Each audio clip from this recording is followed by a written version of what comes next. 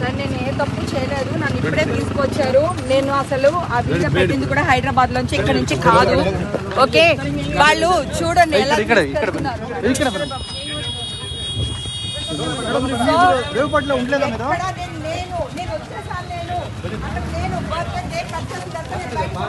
హైదరాబాద్ వచ్చేసాను. నేను మా ఇంట్లోంచి బిర్యానీ వీడియో పెట్టాను. నేను తీసుకోలేదు మేడం, ఏం తీసుకోలేదన్నా.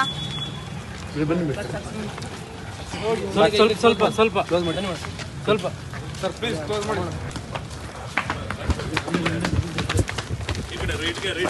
ಸಾಕು ಮಂಜಣ್ಣ, ಸ್ವಲ್ಪ ಸಾಕು ಅಲ್ಲೇ ಇಲ್ಲ ಬರಲ್ಲ.